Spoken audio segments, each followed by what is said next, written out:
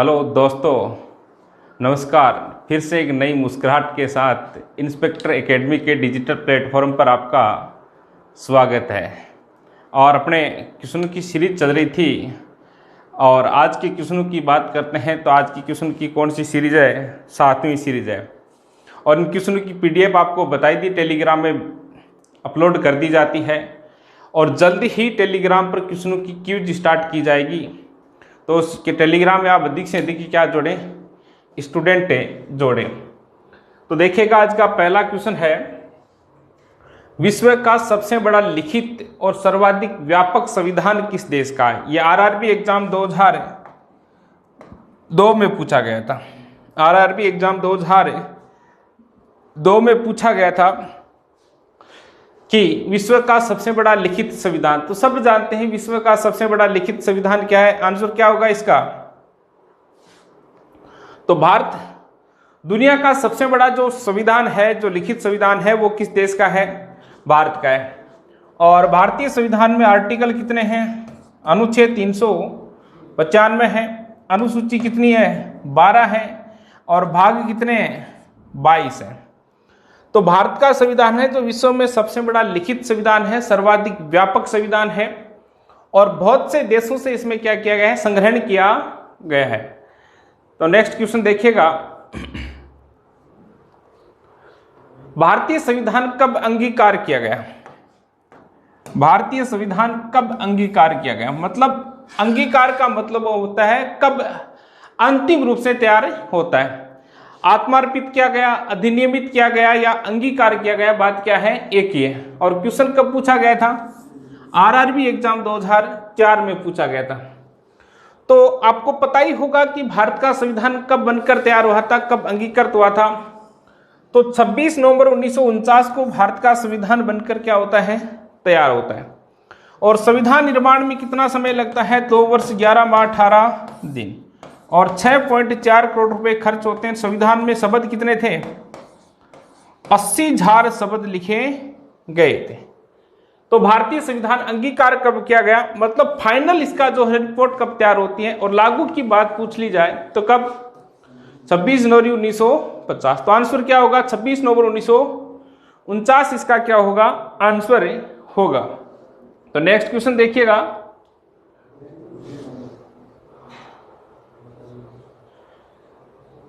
देखो भारतीय संविधान के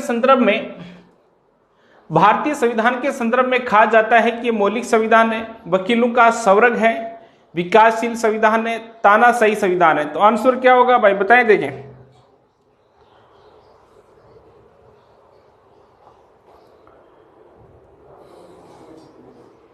बताएं, देखिए क्या होगा? मौलिक संविधान है, वकीलों का स्वर्ग है, या विकासशील संविधान है, या तानाशाही संविधान है। तो देखो भारत का संविधान क्या है? वकीलों का स्वर्ग है या नहीं है? तो तानाशाही संविधान तो भारत में है ही नहीं। तानाशाही वाला फॉर्मेट तो आपका कंप्लीट है। विकासशील संविधान का पॉइंट भी कर ले। अब मौलिक संविधान है या वकीलों का स्वर्ग, तो भारतीय संविधान को क्या कहा जाता है? वकीलों का स्वर्ग कहते हैं। एक इंग्लैंड के एक व्यक्ति थे जिनका नाम था सर आइवर जेनिक्स, और इन्होंने भारतीय संविधान को क्या कहा? वकीलों का स्वर्ग कहा। जैसे मैं बताऊं, कोई भी काम आता है तो कोर्ट में चला जाता है, कोर्ट में लंबे समय तक पेंडिंग चलता है। लालू प्रसाद यादव जी चारा घोटाला करते हैं 1997-98 में, सजा कब मिलती है? 2016-17 में। राजीव गांधी की हत्या कब की जाती है? 1991 में की जाती है। और सजा कब मिलती है? 2011 में सुनाई देती है, फिर पेंडिंग चलता है। तो मतलब ये वकीलों के लिए भारत का संविधान माना गया है। वकील जो चाहे वैसा कर सकते हैं। जैसे मैं बताऊं आपको, मेहनत कीजिए जनाब, दर्द बेशुमार मिलेगा। मेहनत कीजिए जनाब, दर्द बेशुमार मिलेगा, पर धोखा नहीं मिलेगा। तो मेहनत कीजिएगा, अपने टारगेट को क्या कीजिएगा? फोकस कीजिएगा। तो वकीलों का स्वर्ग किसे कहते हैं? तो भारतीय संविधान को कहा जाता है। नेक्स्ट क्वेश्चन देखो भाई, निम्नलिखित में से कौन सा भारतीय राज्य व्यवस्था में सर्वोच्च है? निम्न में से भारतीय राज्य व्यवस्था में सर्वोच्च कौन है? देखो 4 पॉइंट दिए गए, संसद है, धर्म है, संविधान है और सर्वोच्च न्यायालय। देखो भाई बात करते हैं इसकी। संसद की बात भारतीय संविधान के किस अनुच्छेद में की गई है? अनुच्छेद 79 में की गई है। धर्म की बात अनुच्छेद 25 से 28 तक बात की गई है। और संसद की बात किस में की गई है? तो संसद में संविधान में कुल अनुच्छेद कितने? 395। और सर्वोच्च न्यायालय की बात किस आर्टिकल में की गई है? तो अनुच्छेद 124 से 147 तक। अब देखो अनुच्छेद 79 कहता है भारत में कि क्या होगी? संसद होगी, पार्लियामेंट होगी। धर्म की बात करें, धार्मिक स्वतंत्रता की बात अनुच्छेद 25 से 28 तक की गई है और सर्वोच्च न्यायालय की शुरुआत अनुच्छेद 124 से 147 तक। संसद, धर्म, सर्वोच्च न्यायालय, इन तीनों का उल्लेख किसमें किया गया है भाई? संविधान में किया गया है। इन 395 अनुच्छेदों में इंक्लूड होंगे कि नहीं होंगे? होंगे। तो भारत निम्नलिखित में से कौन भारतीय राज्य व्यवस्था में सर्वोच्च है? मतलब सब में सर्वोच्च कौन है? तो भारत का संविधान क्या है? सब में सर्वोच्च है। तो आंसर क्या होगा भाई? संविधान। आंसर क्या होगा? संविधान इसका आंसर होगा। अब नेक्स्ट क्वेश्चन देखें आप। अध्यक्षात्मक शासन का उदय सर्वप्रथम किस देश में हुआ? अध्यक्षात्मक शासन का उदय सर्वप्रथम किस देश में हुआ? जैसे मैं बताऊं, अध्यक्षात्मक शासन की बात की जाए, भारत में कौन सी प्रणाली है? संसदीय शासन प्रणाली है, अध्यक्षात्मक? तो भारत में संसदीय शासन प्रणाली, अध्यक्षात्मक शासन प्रणाली नहीं है। जैसे जिंदगी का एक सत्य है कि दोस्त, किताब, रास्ता, सोच और गुरु। दोस्त, किताब, रास्ता, सोच और गुरु, ये 5 गलत हो तो गुमराह कर देते हैं, ये 5 गलत हो तो गुमराह कर देते हैं और सही हो तो जिंदगी बदल देते हैं। तो 5 बातों का ध्यान रखना है: दोस्त, किताब, रास्ता, सोच और गुरु। जैसे मैं बताऊं, मेरी ही कहानी बता देता हूं कि जितने गिरे हुए लोग मुझे मिले हैं, यदि उतने गिरे हुए पैसे मिल जाए तो सीकर में आज मेरा भी बंगला होता। तो इन 5 बातों को नोट डाल के दिमाग में ऐसा फिट कर लेना है: दोस्त, किताब, रास्ता, सोच और गुरु। ध्यान देकर चुनना है। तो देखो, अध्यक्षात्मक शासन का उदय सर्वप्रथम किस देश में हुआ? अध्यक्षात्मक शासन प्रणाली, पहली तो बात करते हैं, सीधा क्वेश्चन आता है कि अध्यक्षात्मक शासन प्रणाली कहाँ है? तो यूएसए में। यही ऑप्शन आता है, संयुक्त राज्य अमेरिका। और अध्यक्षात्मक शासन प्रणाली का सर्वप्रथम उदय भी कहाँ होता है? यूएसए में। और विश्व का प्रथम लिखित संविधान भी कहाँ का है? यूएसए का है। अब देखो, ये अध्यक्षात्मक प्रणाली क्या होती है, संसदीय शासन प्रणाली क्या होती है? भारत में तो क्या है? संसदीय शासन प्रणाली है। अनुच्छेद 79 के तहत भारत में एक क्या है? संसद है। और संसद किनसे मिलकर बनी है? लोकसभा और राज्यसभा। अब देखो, भारत की लोकसभा में जिसको बहुमत होता है उसी की क्या होती है? सरकार। अब लोकसभा सदस्य किसको बनाते हैं? कार्यपालिका को बनाते हैं। और जब तक लोकसभा चाहती है तब तक कार्यपालिका अपने पद पर रहती है, और लोकसभा नहीं चाहती तो कार्यपालिका क्या हो जाती है? भंग हो जाती है। मतलब लोकसभा सदस्य सरकार का स्वामित्व करते हैं। अब देखो, अध्यक्षात्मक शासन प्रणाली क्या है?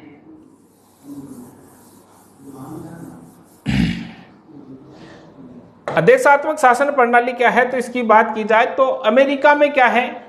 संसद को क्या कहते हैं भाई? कांग्रेस कहते हैं। क्या कहते हैं? कांग्रेस कहते हैं। और कांग्रेस में कितने सदन हैं? 2। एक प्रतिनिधि सदन है और दूसरा कौन सा है, सीनेट है।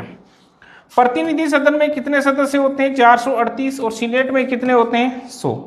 प्रतिनिधि सदन के सदस्यों का कार्यकाल 2 वर्ष का होता है और इसके सदस्यों का कार्यकाल 6 वर्ष का होता है। अब देखो अमेरिका में राष्ट्रपति होता है, पावरफुल किसके पास है, राष्ट्रपति। भारत के प्रधानमंत्री को लोकसभा चुनती है, जबकि मैं बताऊं वहां के राष्ट्रपति को प्रतिनिधि सभा और सीनेट दोनों ही नहीं चुनती, प्रतिनिधि सभा और सीनेट दोनों ही नहीं चुनती। और वहां के राष्ट्रपति को अलग से एक क्या बनाया जाता है, निर्वाचन मंडल बनाया जाता है, निर्वाचक मंडल या इलेक्ट्रो कॉलेज बनाए जाते हैं और उसके द्वारा अमेरिका के राष्ट्रपति को चुना जाता है। अर्थात वहां की व्यवस्थापिका अलग है और यहाँ कार्यपालिका वहां की क्या है, अलग है। और भारत में व्यवस्थापिका या विधायिका व कार्यपालिका आपस में क्या है, मिली हुई है। तो अमेरिका में कौन सी शासन प्रणाली है, अध्यक्षात्मक शासन प्रणाली है। और विश्व में अध्यक्षात्मक शासन प्रणाली की शुरुआत भी कहाँ होती है, अमेरिका में होती है। नेक्स्ट क्वेश्चन, भारतीय संविधान का सबसे बड़ा एकाकी स्रोत है कि जो भारत का संविधान बना है 395 अनुच्छेद है, 22 भाग हैं, इसका सबसे महत्वपूर्ण स्रोत क्या है, इस बात की गई है। तो बताएंगे कि इसकी सबसे बड़ा स्रोत क्या है। ब्रिटिश संविधान है, यूएसए का बिल ऑफ राइट्स है, गवर्नमेंट ऑफ इंडिया एक्ट 1919 का अधिनियम है या 1935 का अधिनियम है। तो बताएंगे कि आंसर क्या होगा इसका।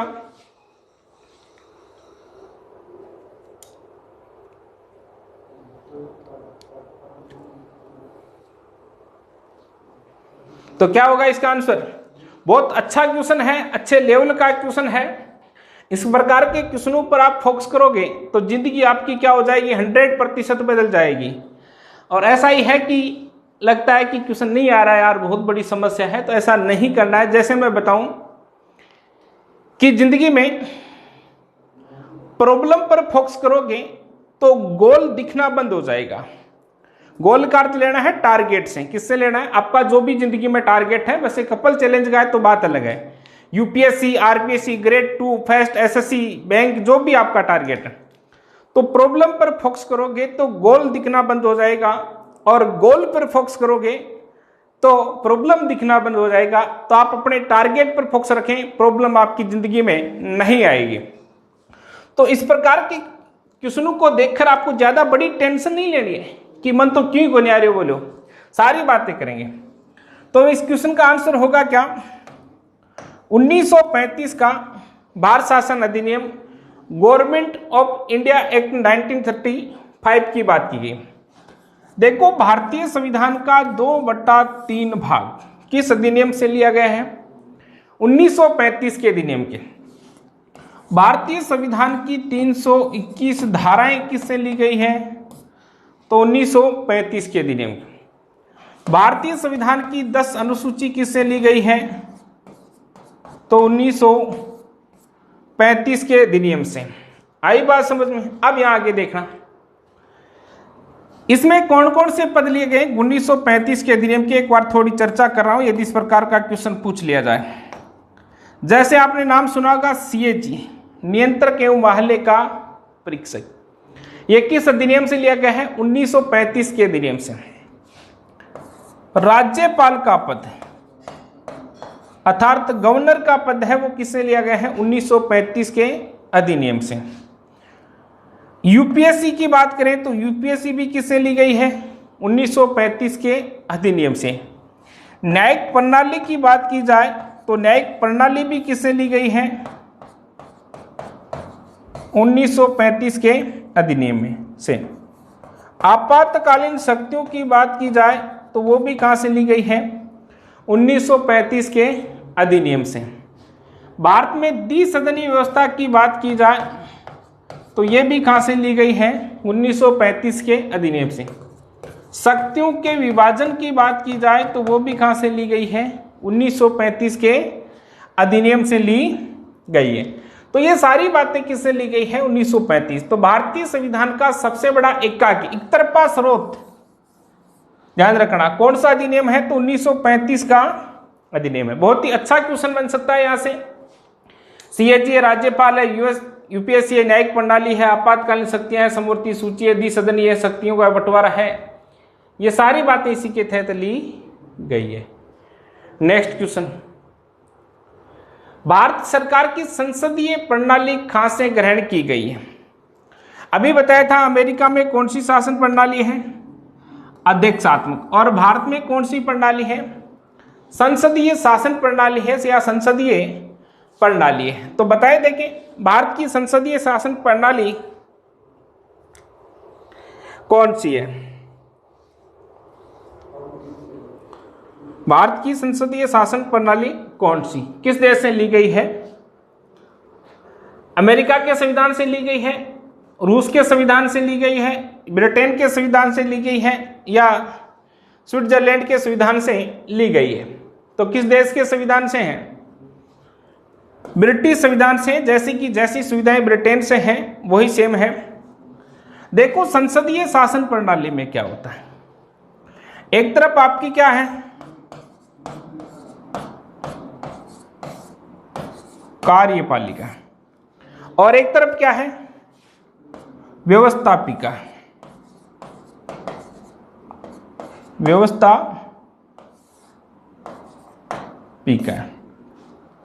भारत की कार्यपालिका का निर्माण कौन करती है? व्यवस्थापिका। और इस कार्यपालिका की जो वैलिडिटी है, जो वैधता है, कार्यपालिका की जो वैधता है या वैलिडिटी है, वो भी कौन तय करती है? विधायिका तय करती है। जब चाहे इसको क्या कर सकती है? कार्यपालिका को समाप्त कर सकती है कौन? व्यवस्थापिका कर सकती है। आई बात समझ? व्यवस्थापिका जब चाहे कार्यपालिका को समाप्त कर सकती है, अर्थात व्यवस्थापिका व कार्यपालिका के मध्य क्या है? संबंध है। और अध्यक्षात्मक शासन प्रणाली में कार्यपालिका और व्यवस्थापिका के मध्य संबंध नहीं होते। और इस प्रकार का सिस्टम है जो भारतीय संविधान में किस देश से लिया गया है? तो ब्रिटिश संविधान से लिया गया है। नेक्स्ट क्वेश्चन, भारतीय संविधान निर्माताओं ने न्यायिक पुनरावलोकन का विचार कहां से ग्रहण किया गया? देखो अमेरिका के राष्ट्रपति चुनाव पढ़े थे आपको, उसमें न्यायिक पुनरावलोकन की पूरी बात की थी। मार्बरी बनाम मेडिसन विवाद की भी बात की थी, कहाँ आया है, किस प्रकार से आया है, क्या प्रक्रिया है, वो सारी बातें की थी। तो ये क्वेश्चन तो यही है कि न्यायिक पुनरावलोकन की प्रक्रिया किस देश से ली गई है? तो बताएं दे कि आंसर ब्रिटेन है, फ्रांस है, स्विट्जरलैंड है या अमेरिका से है? किस देश से है बताएं?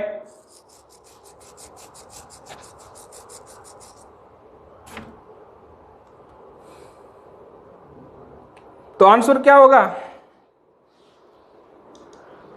अमेरिका होगा। न्यायिक पुनरावलोकन की प्रक्रिया भारतीय संविधान में किस देश से ली गई है? यूएसए से ली गई है, अमेरिका से ली गई।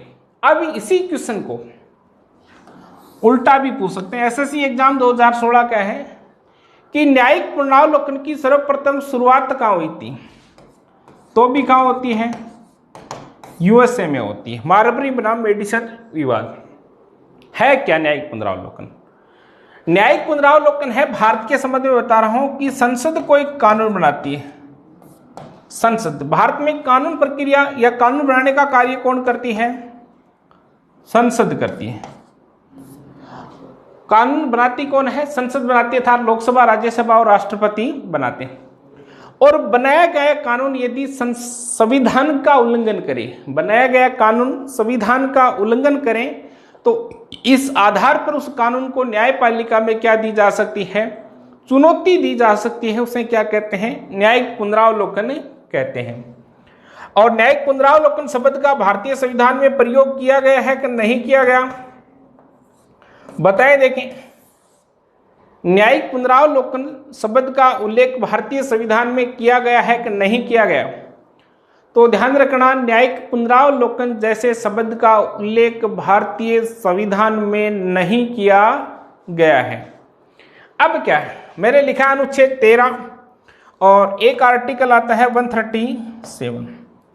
क्वेश्चन पूछ लिया जाए न्यायिक पुनरावलोकन का आधार है, तो अनुच्छेद 13 भी न्यायिक पुनरावलोकन का आधार है, और अनुच्छेद 137 भी किसका है? न्यायिक पुनरावलोकन का आधार। दोनों ऑप्शन में आए तो अनुच्छेद क्या होगा? 13 होगा। ठीक है, इसमें आच्छादन का सिद्धांत है, पृथक्करण का सिद्धांत है, विधि के शून्य होने की बात की गई है, न्यायिक पुनरावलोकन की बात की गई है। अनुच्छेद 13 को न्यायिक पुनरावलोकन का आधार माना गया है। और भारतीय संविधान में टोटल अनुच्छेद कितने हैं? 395। और क्वेश्चन पूछ लिया जाए कि भारतीय संविधान का सबसे महत्वपूर्ण अनुच्छेद कौन सा है, सबसे महत्वपूर्ण अनुच्छेद कौन सा है, तो महत्वपूर्ण अनुच्छेद कौन सा है? 13 है। और किस आधार के आधार पर कहते हैं? न्यायिक पुनरावलोकन। जैसे एक दिन में बात की थी अपन ने कि सबसे विवादित पद कौन सा है भारतीय संविधान का, तो राज्यपाल का। और सबसे विवादित अनुच्छेद कौन सा है, तो 356। और सबसे महत्वपूर्ण आर्टिकल की बात करेंगे तो कौन सा? 13। अनुच्छेद 137 भी किसका आधार है? न्यायिक पुनरावलोकन का आधार है। अनुच्छेद 137 क्या कहता है, बात को सुनिएगा। कि मान लीजिए कि सुप्रीम कोर्ट ने कोई निर्णय दे दिया, तो अपने द्वारा दिए गए निर्णय की वो क्या कर सकता है? पुनः सुनवाई कर सकता है और आवश्यकता अनुसार उसमें क्या कर सकता है? परिवर्तन कर सकता है। सुप्रीम कोर्ट अपने द्वारा दिए गए निर्णयों की पुनः सुनवाई कर सकता है और आवश्यकता अनुसार क्या कर सकता है? परिवर्तन कर सकता है, अमेंडमेंट कर सकता है। उसमें निर्णय में ऐसा नहीं कि सुप्रीम कोर्ट संसद में, संविधान में करते, नहीं, अपने निर्णय में। तो यह भी न्यायिक पुनरावलोकन का क्या है? आधार है। नेक्स्ट क्वेश्चन, भारतीय संविधान में कलेक्टर का पद औपनिवेशिक शासन के आधार पर लिया था, और यह किस देश से लिया गया है? तो बताए थे कि कलेक्टर का पद, कलेक्टर बनने की चाहत रखते हो ना आप, बनना ही है तो कलेक्टर बनना, नहीं तो बनने में कोई फायदा नहीं है। तो बताए थे कि कलेक्टर, जैसे गंगानगर वाली कहानी तो आपने सुनी होगी, मैं भी बता देता हूं। गंगानगर में क्या था कि एक श्री गंगानगर राजस्थान की बात है, एक किसान था, और वो किसान है जो भूमि के कागज लेकर बार बार पटवारी के पास जाता है, पटवारी के पास जाता है, और पटवारी क्या करता है? उसको गुमराह करता है, रिश्वत के चक्कर में आगे खिसकाता रहता है। एक दिन गांव में रात्रि चौपाल का आयोजन होता है, कलेक्टर साहब वहां आते हैं, और जैसे ही कलेक्टर साहब आए तो किसान अपने कागज ले जाकर किसको दे देता है? कलेक्टर को। और कलेक्टर तुरंत प्रभाव से उन्हें क्या कर देता है? स्वीकृत कर देता है। तो जो किसान था, जो वर्द किसान था, वो उस कलेक्टर को कहता है कि बेटा अगला जन्म में तू पटवारी बनी बोलो। तो कहने की बात है, कलेक्टर की अहमियत जो जानते हैं वही समझ पाते हैं, बाकी तो सब पटवारी को ही मानते हैं। तो भारत में कलेक्टर का पद औपनिवेशिक रूप से किस देश से लिया गया? आंसर क्या होगा? इंग्लैंड होगा, आयरलैंड होगा, ऑस्ट्रेलिया होगा? क्या ये ऑस्ट्रेलिया की बात की गई है या फ्रांस? तो ध्यान रखना, आंसर क्या है? इंग्लैंड है। इंग्लैंड वही लंदन वाला है जहां विजय माल्या चला गया। विजय माल्या चला गया पर दीपिका पादुकोण भी चलेगी उसके लड़के से हाथ से, यह बात मान लेना। तो देखो हुआ क्या था कि कलेक्टर की बात करते हैं कि कलेक्टर की क्या शुरुआत थी, क्या नहीं थी। तो कलेक्टर का पद भारत में सर्वप्रथम कब आया? 1772 में भारत में कलेक्टर का पद आता है। और किसके द्वारा कलेक्टर का पद सृजित किया गया भारत में? वारेन हेस्टिंग्स द्वारा कलेक्टर का पद क्या किया गया? सृजित किया गया। और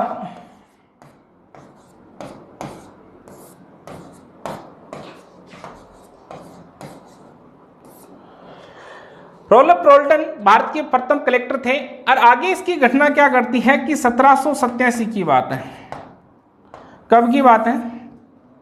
1787 में क्या कर दिया जाता है कि कलेक्टर को मजिस्ट्रेट की भी शक्तियां दे दी गई। और जैसे ही कलेक्टर को मजिस्ट्रेट की शक्तियां दे दी गई तो ये पद है जो अत्यधिक शक्तिशाली पद हो गया। और अत्यधिक शक्तिशाली पद होने के कारण कलेक्टर को लिटिल नेपोलियन भी कहा जाता है। यह भी क्वेश्चन पूछा जा सकता है कि लिटिल नेपोलियन किसे कहते हैं या छोटा नेपोलियन किसे कहते हैं? तो कलेक्टर को क्या कहा जाता है? छोटा नेपोलियन कहा जाता है। तो इंग्लैंड से लिया गया है 1772 में वारेन हेस्टिंग्स द्वारा, रॉल्फ रोल्टन द्वारा, और 1787 में मजिस्ट्रेट की शक्तियां और इंग्लैंड द्वारा। तो ये बात आपको ध्यान में रखनी है। कलेक्टर की बात होगी, कलेक्टर की बात नहीं की गई, ध्यान रखना किसकी बात की गई है, कलेक्टर की। देखो सूची 1 को सूची 2 से सम्मिलित करना है और एसएससी एग्जाम 2012 का क्वेश्चन है। एसएससी एग्जाम 2012 का क्वेश्चन है। तो बताइए देखिए इसका आंसर क्या होगा।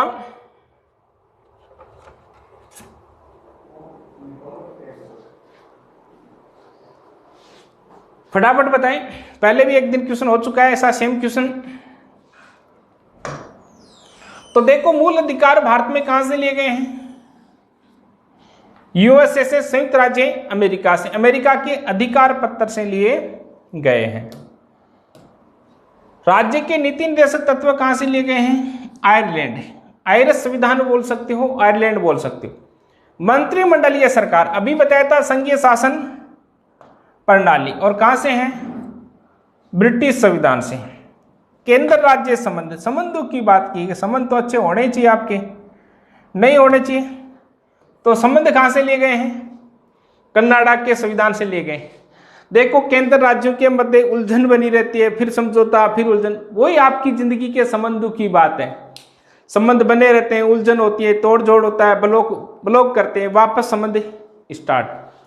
तो आंसर क्या होगा भाई, 1 नंबर में क्या है, 4 नंबर, 2 नंबर में क्या है, 3 नंबर, 3 नंबर में क्या है, 1 नंबर, और 4 नंबर में क्या होगा, 2 नंबर। तो 4 3 1 2, आंसर क्या होगा, 2 नंबर इसका आंसर होगा।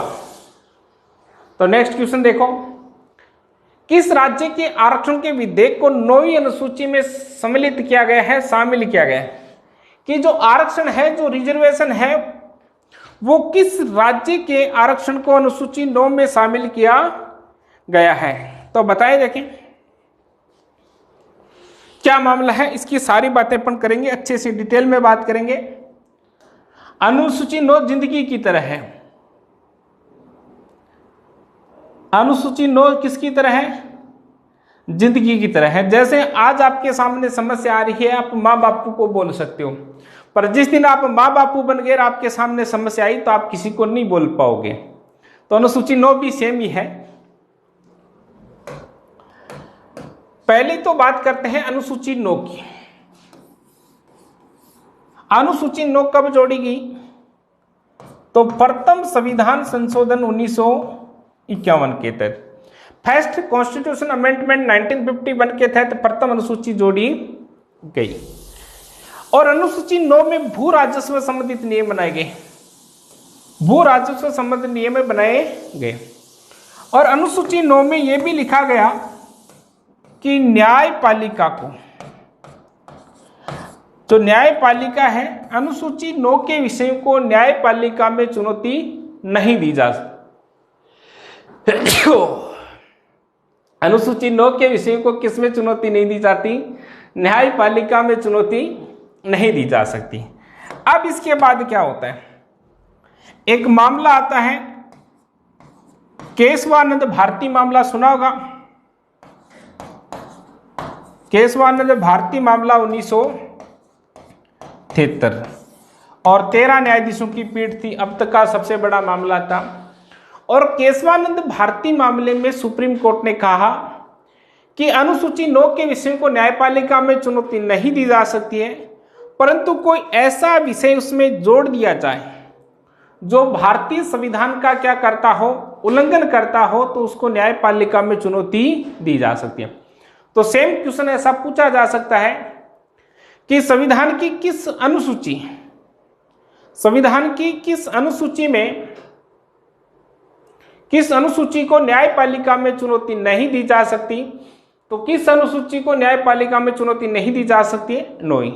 और यदि क्वेश्चन पूछ लिया जाए कि 9वीं अनुसूची को किस सर्वोच्च न्यायालय के किस निर्णय के आधार पर न्यायपालिका में चुनौती दी जा सकती है, तो केशवानंद भारती मामले में न्यायपालिका में क्या दी जा सकती है, चुनौती दी जा सकती। यह तो बात थी 9वीं अनुसूची की। अब देखो आगे क्या होता है। आगे होता है आरक्षण की बात की गई है, रिजर्वेशन की बात की गई है। किसकी बात की गई है भाई? आरक्षण या रिजर्वेशन। देखो आरक्षण की बात बताए, देखें आरक्षण एससी है, एसटी है, एसटी है, ओबीसी है, और अब तो जनरल भी आ गए। जनरल को छोड़ो, एक बार जनरल को छोड़ो, केवल किसकी बात करनी? एससी, एसटी और ओबीसी। तो बताए दें कि एससी को आरक्षण कब दिया गया और एसटी को आरक्षण कब दिया गया और ओबीसी को आरक्षण कब दिया गया। 3 क्वेश्चन है। वैसे कल बता दिया था कि एससी एसटी को सरकारी नौकरियों में आरक्षण अनुच्छेद 16(4) के तहत और शिक्षण संस्थाओं में आरक्षण किसके तहत? 15(4) के तहत। ये बात तो अपन ने कल कर ली थी। अब ये बताएं एससी, एसटी और ओबीसी को आरक्षण कब दिया गया? कमेंट करके बताया देखिए फटाफट।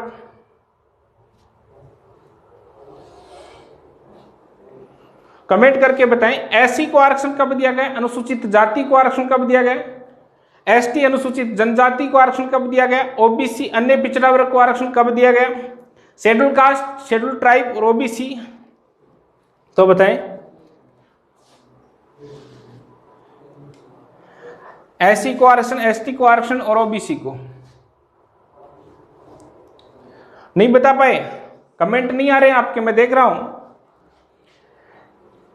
देखो एक बात सोच लें कि यदि जिंदगी बदलनी है ना, आपको जिंदगी बदलनी है तो चुनौतियां लें, चुनौतियों को क्या करें? स्वीकार करें।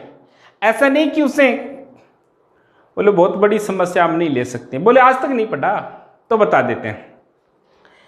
एससी और एसटी की बात करें, इन दोनों को जब संविधान लागू होता है 26 जनवरी 1950 को, तभी इन्हें क्या दे दिया जाता है? आरक्षण दे दिया जाता है, रिजर्वेशन दे दिया जाता है। ओबीसी को आरक्षण कब दिया गया? तो 1990 में दिया गया, मंडल आयोग की रिपोर्ट पर दिया गया। वीपी मंडल की अध्यक्षता में मोरारजी देसाई सरकार द्वारा मंडल आयोग का गठन किया गया, विश्व प्रताप सिंह की सरकार ने लागू किया। अब इसके बाद क्या होता है कि 1991 में मोरारजी देसाई की सरकार, पीवी नरसिम्हा राव की सरकार बनती है और पीवी नरसिम्हा राव कितने प्रतिशत आरक्षण देता है? 14% आरक्षण देता है। किसको? सामान्य वर्ग को। एससी को आरक्षण मिल गया, एसटी को मिल गया, ओबीसी को मिल गया। ओबीसी को जो आरक्षण था वो सामाजिक व शैक्षणिक रूप से पिछड़ेपन के आधार पर था, और सामान्य वर्ग का जो रिजर्वेशन था वो आर्थिक रूप से पिछड़ेपन के आधार था, एक इकोनॉमिक रूप से बैकवर्ड के आधार पर था। अब जैसे ही ये ओबीसी और सामान्य वर्ग को आरक्षण दिया गया तो मामला कहां जाता है? कोर्ट में जाता है। कहां जाता है? कोर्ट में जाता है। और कोर्ट में ये मामला आता है इंदिरा साहनी के नाम पर। किसके नाम पर आता है? इंदिरा साहनी बनाम भारत संघ मामला बनाम भारत संघ मामला 1992। और इसमें इंदिरा साहनी नाम भारत संघ मामले में सुप्रीम कोर्ट 5 बातें कहता है। वैसे बता देता हूं, जो ओबीसी को आरक्षण दिया गया है वो सही है, क्योंकि वो सामाजिक व शैक्षणिक रूप से पिछड़ेपन के आधार पर दिया गया। दूसरी बात, इस कोर्ट में सुनवाई करते हुए कहते हैं कि जो सामान्य वर्ग को आरक्षण है वो गलत है, क्योंकि वो आर्थिक पिछड़ेपन के आधार पर दिया गया है।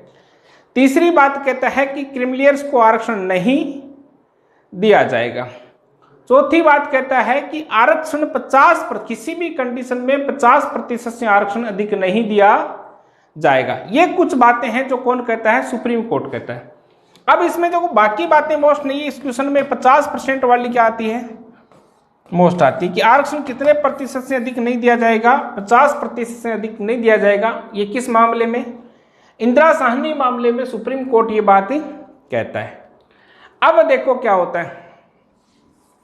अब होता है कि तमिलनाडु की बड़ी समस्या आती है। बोले 50% का तो मामला अपने पास नहीं बैठेगा, तो तमिलनाडु सरकार क्या करती है, इसका आंसर तो मैंने बता ही दिया था। तमिलनाडु 76वां संविधान संशोधन 1995 के तहत तमिलनाडु सरकार में आरक्षण कितना दे दिया जाता है, 69% दे दिया जाता है कुल। और इसका उल्लेख किसमें कर दिया जाता है, तो 9वीं अनुसूची में इसका उल्लेख कर दिया जाता है। और 9वीं अनुसूची में कर दिया तो सीधी सी बात है, न्यायपालिका में चुनौती नहीं दी जाएगी। तो किस राज्य के आरक्षण को 9वीं अनुसूची में उल्लेखित किया गया है, तो तमिलनाडु। बता ही दिया कारण क्या था, 50%, 69% ये अनुसूची 9 में उल्लेखित किया गया है। नेक्स्ट देखो क्वेश्चन, भारतीय संविधान का अधिक प्रभाव किसका पड़ा है। जैसे आपकी जिंदगी में सर्वाधिक इफेक्ट किसका पड़ा आपको पता ही होगा,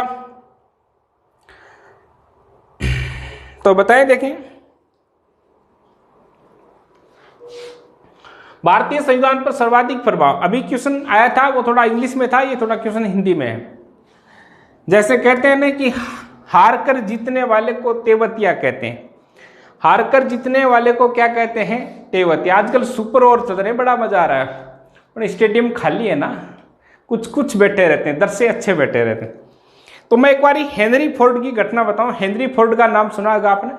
दुनिया में चैलेंज किस प्रकार से आते हैं, तो हेनरी फोर्ड अपने कंपनी का जो इंजीनियर था उसको बुलाता है और एक गाड़ी का इंजन मंगाता है और उस इंजीनियर को कहता है कि इस एक ही इंजन में मुझे 8 सिलेंडर चाहिए। गाड़ी में सिलेंडर का सिस्टम आते हैं, एक ही इंजन में कितने सिलेंडर चाहिए, 8 चाहिए।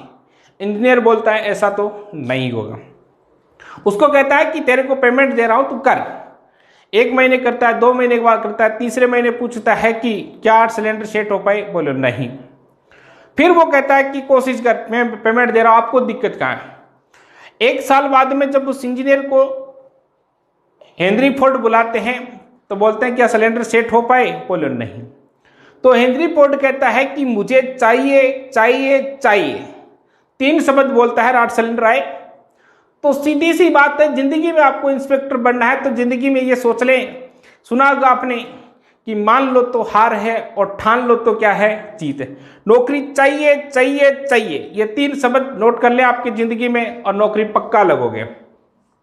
तो वही क्वेश्चन है जो पहले हुआ था, भारत सरकार अधिनियम 1935, उसमें थोड़ी सी इंग्लिश में बात कर ली थी, पूरी व्याख्या कर दी थी। 2/3 है, 321 धाराएं हैं, 10 अनुसूचियां हैं, 1935 के अधिनियम से ली गई है। नेक्स्ट क्वेश्चन देखो भाई, भारत का संविधान किस प्रकार का है, बताएं। बहुत अच्छा क्वेश्चन है, 90 99 90 99 दोनों। इसमें ज्यादा सोचने की बात नहीं, यदि ये शब्द सही सीधा लिखा होता तो आप बता देते हैं, परंतु ये शब्द क्या है, पर्यायवाची के रूप में लिखा गया है। पर्यायवाची जानते हो ना, नहीं जानते, चाहे गीसाराम कह दो और चाहे ठल्डाराम कह दो और चाहे, समझ गया बात। तो बताएं देखें, भारत का संविधान किस प्रकार का होता है,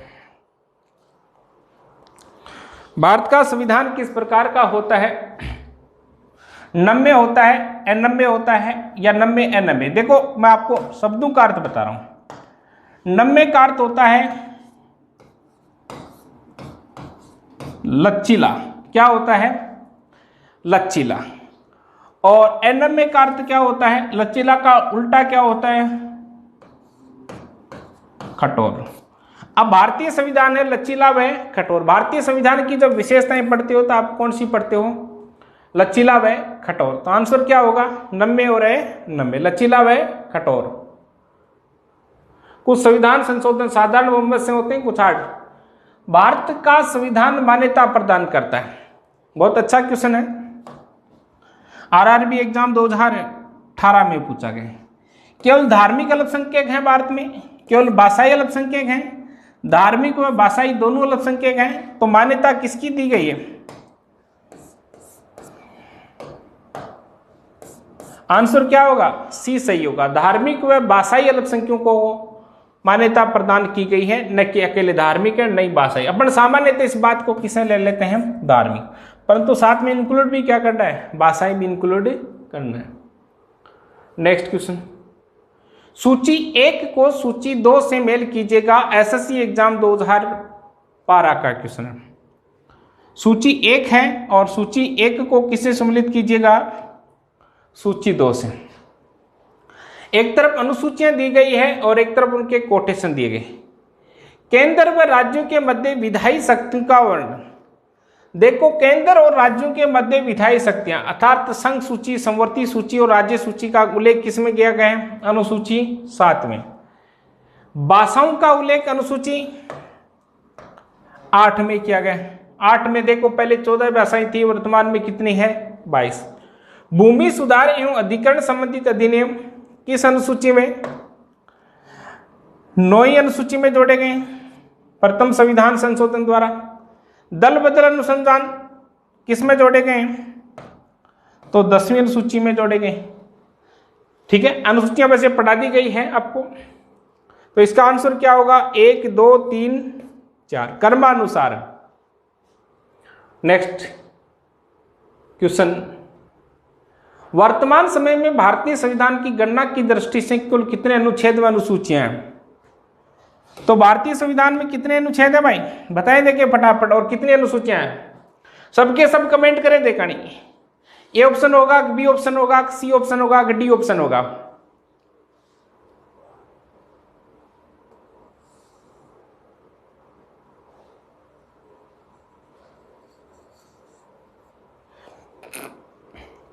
तो क्या आंसर है इसका? बी। अनुच्छेद 395 है, अनुसूची कितनी है? 12 है। अब देखो, आपको यहां थोड़ा सा कंफ्यूजन बताता हूं। कुछ गाइडें यहां देती है कि अनुच्छेद कितने हैं?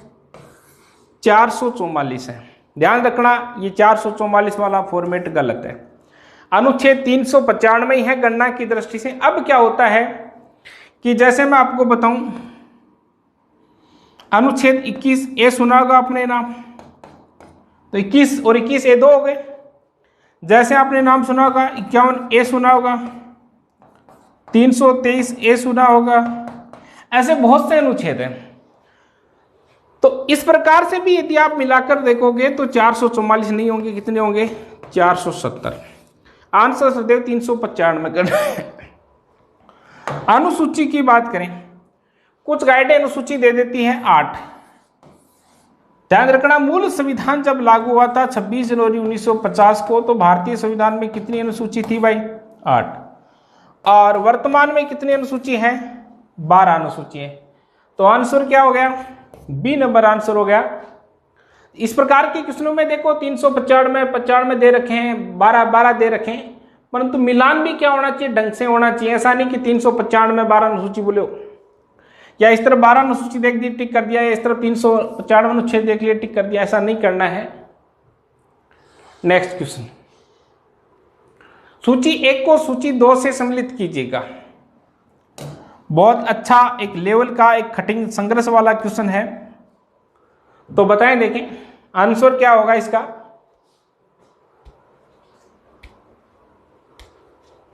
आंसर क्या होगा?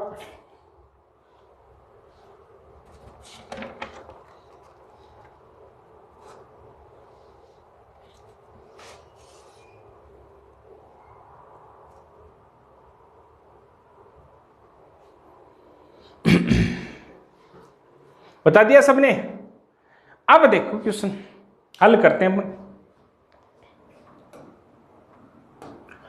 नियंत्रक एवं महालेखा परीक्षक सीएजी की बात करिए, controller and auditor general CAG की बात की गई। सीएजी का उल्लेख संविधान के किस अनुच्छेद में? 48 है, 148 है, 151 तक। और भाग की बात करें तो भाग कौन सा?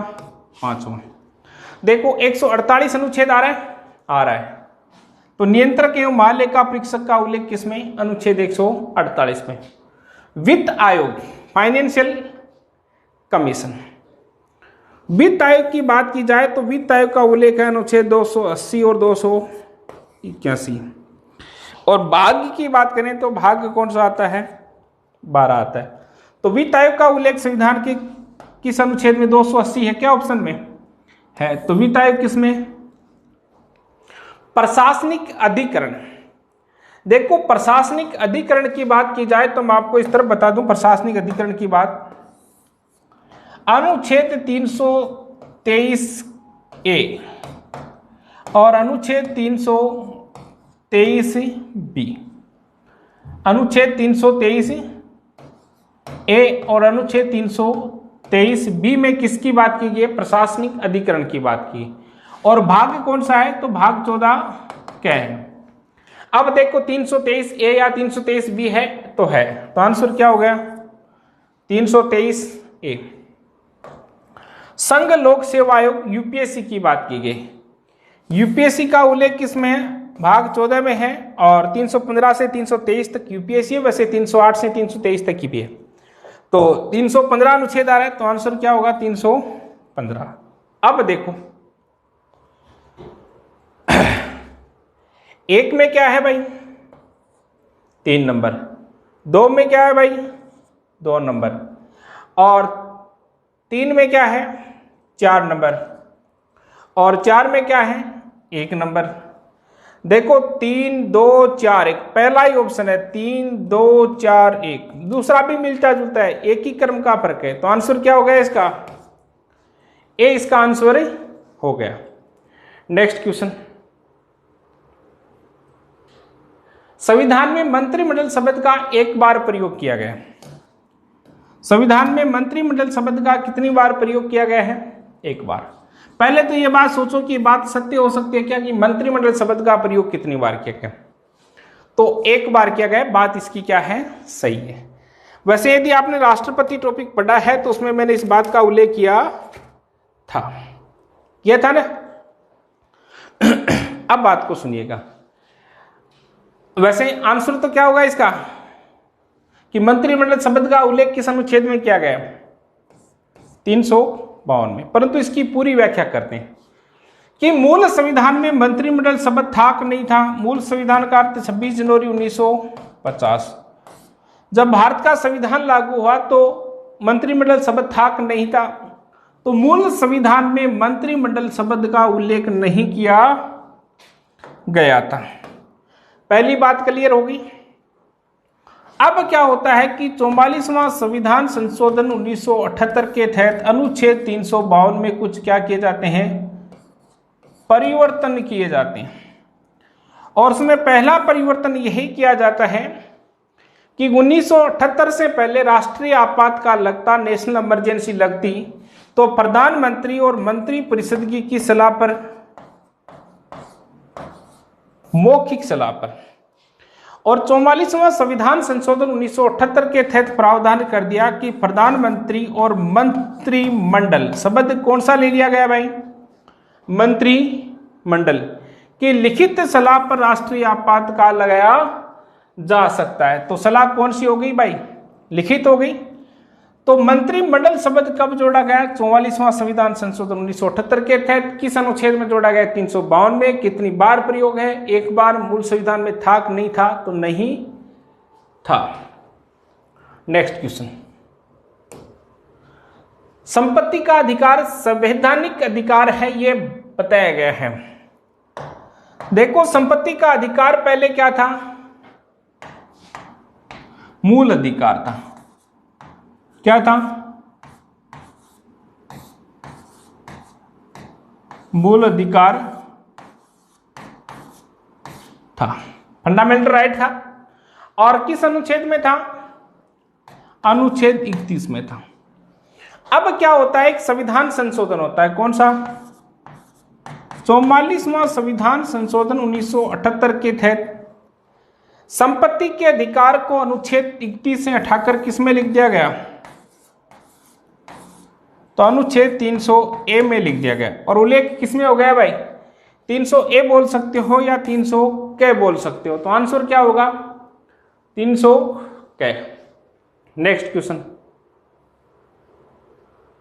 पाकिस्तान से आकर भारत में नागरिकता प्राप्त करने संबंधित प्रावधान का वर्णन निम्नलिखित में से किस अनुच्छेद में वर्णित है? इस बात को थोड़ा सा धैर्य से समझना है, नहीं तो मामला आपका निपट जाएगा। ध्यान रखना। क्या होता है बताएं? ऐसा तो है नहीं कि पाकिस्तान का कोई व्यक्ति भारत में आकर नागरिकता ले ली, नहीं ले सकता। इसमें 19 जुलाई 1948 की बात की गई। किसकी बात की गई है? 19 जुलाई 1948 की बात की है। मतलब ये भारत पाकिस्तान के विभाजन के साथ की बात की गई है, जैसे भारत मूवी देखी होगी आपने, उसी टाइम की बात करने। अब 19 जुलाई 1948 की बात की जाए तो इसमें बात ये बनती है कि 19 जुलाई 1948 से कोई जिसके दादा या दादी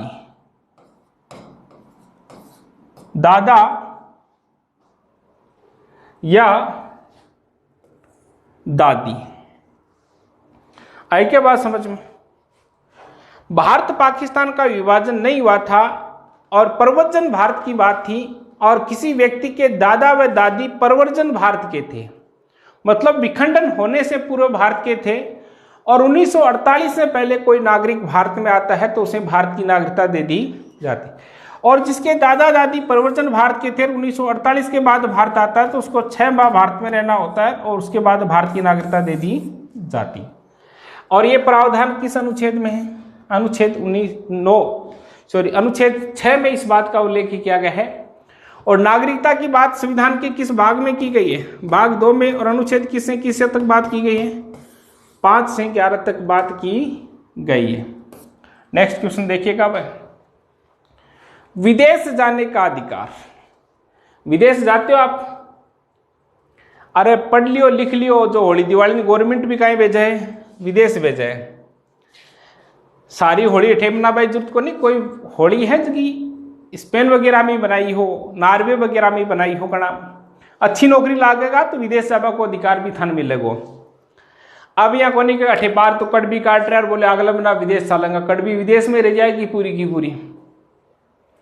तो देखो विदेश जाने का अधिकार क्या है? वैसे इसका आंसर क्या होगा? तो आंसर तो सबको पता है, अनुच्छेद 21। एक आपने नाम सुना होगा मेनका गांधी, जो राहुल गांधी की काकी है या बढ़िया है, जो भी है आप समझ गए। तो मेनका गांधी क्या होता है कि भारत में पहली बार 1977 की बात है, पहली बार 1977 में क्या होता है कि 1977 में होता है कि गैर कांग्रेसी सरकार बनती है, मोरारजी देसाई की सरकार बनती है, और सभी कांग्रेसी लोगों के वो क्या कर देते हैं, जैसे गांधी परिवार के जो भी व्यक्ति हैं उनके पासपोर्ट वो क्या कर देते हैं, जब्त कर देते हैं। तो इस मामले में जो मेनका गांधी है, मेनका गांधी है, वो मेनका गांधी इस मामले को सुप्रीम कोर्ट लेकर जाती है। तो सुप्रीम कोर्ट कहता है कि विदेश जाने का अधिकार भी अनुच्छेद 21 का भाग है, इस कारण विदेश जाने का अधिकार किसमें शामिल कर लिया गया? 21 में शामिल कर लिया गया। मेनका गांधी बनाम भारत संघ मामले में सुप्रीम कोर्ट ने निर्णय दिया था। सूची 1 को सूची 2 से सम्मिलित करना है। तो देखो पहला पॉइंट क्या आता है, समानता का अधिकार या समता का अधिकार किस अनुच्छेद में है? 14 से 18 तक। वाक एवं स्वतंत्रता का अधिकार, बोलने की स्वतंत्रता किसमें? अनुच्छेद 19(1)(a) में बताई थी कल। धार्मिक स्वतंत्रता का उल्लेख किसमें? 25 से 28 तक। संवैधानिक उपचारों का अधिकार अनुच्छेद 32 में। अब देखो समता का अधिकार अनुच्छेद 14 से 18 तक।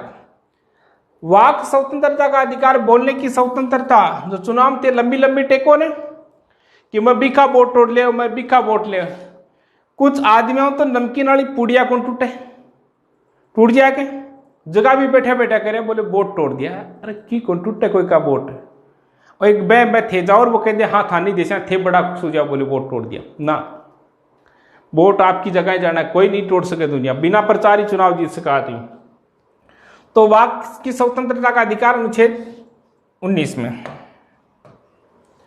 धर्म की स्वतंत्रता अनुच्छेद 25 से 28। तो कौन सा अनुच्छेद है? 25। संवैधानिक उपचारों का अधिकार अनुच्छेद 32। आंसर क्या होगा भाई? देखो पहला पहलोई, दूसरा चौथो, तीसरा दूसरो, और चौथा 1 4 2 3। 1 4 2 और 3। आंसर क्या होगा? सी इसका आंसर होगा। नेक्स्ट क्वेश्चन, मौलिक अधिकारों में कौन सी बात की स्वतंत्रता नहीं? धरना देने की आजादी है। सीकर कोर्ट के सामने देखे होंगे आप, बैठे रहते हैं हमेशा, धरना देने की आजादी है। शांतिपूर्वक प्रदर्शन करने की आजादी है। टायर जलाने का, वसुंधरा राज्य का पुतला, गहलोत जी का पुतला, मोदी जी का पुतला जलाते हो। विचार व्यक्त करने की स्वतंत्रता। विचार का अर्थ होता है अपने विचार रख सकते हो, पर ऐसा भी नहीं है कि विचार रखने की बात की जा रही, किसी के सामने गुलाब का फूल लेकर बोलते अपने विचार रख दो, नहीं। इस प्रकार के यदि विचार रखने हैं तो आपकी क्वालिटी बढ़ाएं, और वो खुद लेकर आएगी बोले ले, और साथ में बोलेगी भी। हड़ताल करने की आजादी। विचार मतलब आप अपनी बात रख सकते हो, इसका अर्थ ऐसा लेना है। हड़ताल जानते हो, हड़ताल नहीं कर सकते आप, समझ गए बात? तो इसका आंसर क्या होगा सही? कौन सी स्वतंत्रता नहीं है? हड़ताल करने की स्वतंत्रता। अब हड़ताल भी देखो 2-3 प्रकार की होती है। एक तो सड़कों पर होती है, और एक तेरा घर बैठ कर हड़ताल करती, बोले शादी करूंगा तो उसी से करूंगा, नहीं तो सुसाइड करूंगा। उस प्रकार की हड़ताल की आजादी नहीं है। घर का लठ भी देश का था कभी टाइम। तो हड़ताल करने की, चाहे घर की बात हो चाहे बाहर की बात हो, उस पर रोक ही लगाई गई। हड़ताल करने की आजादी नहीं दी गई है। सेकंड लास्ट क्वेश्चन है, संविधान द्वारा प्रदत्त नागरिकता के संबंध में संसद का व्यापक नागरिकता अधिनियम कब लाया गया था? कल ही बात की थी अपन ने नागरिकता अधिनियम की। और नागरिकता अधिनियम कब लाया गया था? तो 1955 में लाया गया था। वंशक्रम, रजिस्ट्रीकरण, देशीकरण, भूभाग द्वारा, ये सारी बातें की गई थी। नेक्स्ट और लास्ट क्वेश्चन आज का,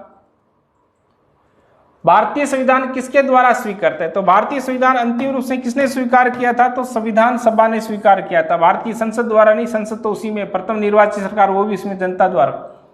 तो जनता द्वारा जो राज्य सरकार चुनी गई थी, और संविधान सभा के सदस्यों द्वारा भारतीय संविधान को क्या किया गया? स्वीकृत किया गया है। तो ये आज के 25 क्वेश्चन आपके जो क्या हो गए हैं, कंप्लीट हो गए। और कोई किसी प्रकार की क्वेश्चन में कोई दिक्कत हो तो आप कमेंट करें, और टेलीग्राम में इनकी पीडीएफ आपको जो भेजती जाएगी। अधिक से अधिक स्टूडेंट टेलीग्राम में जोड़े। वीडियो को शेयर, लाइक, कमेंट जरूर करिएगा। आपका बहुत बहुत धन्यवाद है। आज इतना ही, मिलते हैं नेक्स्ट क्लास।